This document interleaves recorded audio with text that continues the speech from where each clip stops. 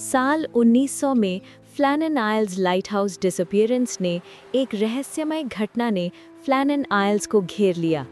3 lighthouse keeper बिना किसी निशान के गायब हो गए और आज तक कोई भी इस रहस्य को सुलझा नहीं पाया। फ्लैनन आइल्स तेज हवाओं और सुनसान माहौल वाले द्वीप आइल ऑफ लुइस के तट से लगभग 20 मील दूर स्थित हैं। सबसे बड़े द्वीप आइलैंड मॉर पर 200 फीट ऊंची खड़ी चट्टान है जो किसी पहरेदार की तरह खड़ी दिखाई देती है। इसकी शिखर पर स्थित है फ्लैनन आइल्स लाइट हाउस, जो समुद्र के रहस्यों का एक मौन गवाह है। ये एक खूबसूरत सफ़ेद टावर है, लगभग 7 मंजिला इमारत जितना ऊंचा। हर 30 सेकंड में इसकी रोशनी अंधेरे नॉर्थ अटलांटिक ओशन में 2 सफ़ेद चमक भेजती थी। कई वर्षों तक इसने जहाज़ों को खतरनाक समुद्री रास्तों से सुरक्षित मार्ग दिखाया। लेकिन दिसंबर 1900 में वहां एक अकल्पनीय घटना घटी। एक दिन अचानक लाइट हाउस की रोशनी बंद हो गई। कई दिनों तक उसका प्रकाश दिखाई नहीं दिया। फिर भी वहां से कोई आपात संकेत नहीं आया, न कोई मदद की पुकार, कुछ भी नहीं जिससे पता चले कि कोई मुसीबत आई है। इसी बीच आइल ऑफ लुइस के लोगों ने भी लाइट हाउस की रोशनी का गायब होना महसूस किया, लेकिन उन्हें ये नहीं पता था कि समुद्र के उस पार एक गहरा रहस्य जन्म ले रहा है। पहली बार इस अजीब स्थिति की खबर स्टीमर SS आर्कटॉर से मिली, जो 15 दिसंबर को लाइट हाउस के पास से गुजरा। मौसम खराब था, लेकिन लाइट हाउस की रोशनी बंद थी। 3 दिन बाद जब जहाज बंदरगाह पहुंचा तो उसके क्रू ने ये खबर नॉर्दर्न लाइट हाउस बोर्ड को दी। फिर भी 8 दिन और गुजर गए, तब जाकर कोई उस द्वीप पर पहुंचा। 26 दिसंबर को राहत जहाज हेस्पेरस वहां पहुंचा। क्रू का मकसद सिर्फ सामान पहुंचाना और कीपर्स को बदलना था। लेकिन जैसे ही कप्तान जेम्स हार्वी चट्टान के पास पहुंचे, उन्हें अजीब सा डर महसूस हुआ। धुंध के बीच कुछ बहुत गलत होने का एहसास था। लाइट हाउस पूरी तरह खामोश था। उन्होंने जहाज का हॉर्न बजाया, सिग्नल रॉकेट छोड़ा, लेकिन कोई जवाब नहीं मिला। रिलीफ लाइट कीपर जोसेफ मोर सबसे पहले द्वीप पर उतरे। जो उन्होंने देखा वो रोंगटे खड़े कर देने वाला था। लाइट हाउस अंदर से बिल्कुल व्यवस्थित था।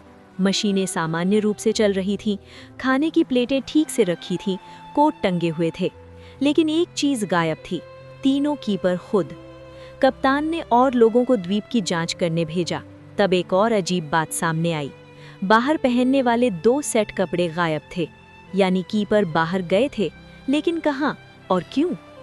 कहा जाता है कि लॉग बुक में कुछ अजीब और रहस्यमयी एंट्री लिखी थी, जिन्हें कथित तौर पर टॉमस मार्शल ने लिखा था। 12 दिसंबर, उत्तर पश्चिम से तेज तूफान, समुद्र उफान पर, ऐसी आंधी पहले कभी नहीं देखी। लहरें लाइट हाउस पर टकरा रही हैं। जेम्स ड्यूकैट चिड़चिड़े हैं, डोनाल्ड मैकार्थर रो रहे हैं। 13 दिसंबर, तूफान जारी है। मैकार्थर प्रार्थना कर रहे हैं। दोपहर में हम तीनों ने साथ में प्रार्थना की। 14 दिसंबर की कोई एंट्री नहीं है। 15 दिसंबर को स्लेट पर लिखा था, 1 बजे, तूफान खत्म, समुद्र शांत।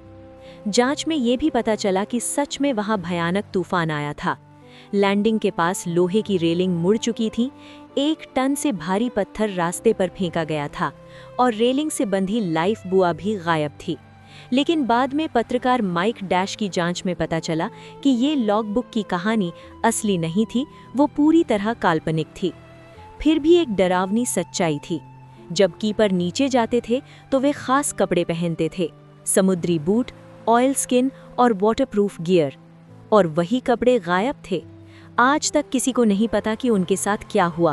केवल कुछ सिद्धांत हैं। सबसे संभावित सिद्धांत है रोग वेव। रोग वेव अचानक बनने वाली विशाल लहर होती है जो बिना चेतावनी के उठती है।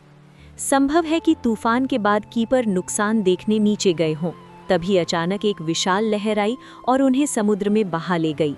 लेकिन कुछ बातें फिर भी मेल नहीं खाती। पहला, उन्होंने लाइट हाउस क्यों छोड़ा? सब कुछ अंदर सामान्य था। दूसरा, तीनों एक साथ बाहर क्यों गए? नियम के अनुसार केवल एक व्यक्ति बाहर जाता था और बाकी 2 अंदर रहते थे। संभव है कि 2 लोग नीचे गए हों और तीसरा उन्हें बचाने गया हो और तीनों लहरों में बह गए हों। लेकिन कुछ लोग अलौकिक कहानियों पर भी विश्वास करते हैं। स्थानीय लोक कथाओं में कहा जाता है कि इन द्वीपों पर 7 हंटर्स नाम की प्राचीन आत्माएं भटकती हैं, जो समुद्र में मरे लोगों की आत्माओं को अपने साथ ले जाती हैं। इस रहस्य पर कवि विल्फ्रेड विल्सन गिब्सन ने कविता फ्लैनन आइल भी लिखी और इस घटना से प्रेरित होकर फिल्म द वैनिशिंग भी बनाई गई। लेकिन अंत में हमारे पास केवल एक दुखद सच्चाई है। 3 लोग अचानक गायब हो गए और कभी वापस नहीं आए। जेम्स ड्यूकैट अपनी पत्नी और 4 बच्चों को छोड़ गए। टॉमस मार्शल अपने पिता, भाई और बहन को छोड़ गए।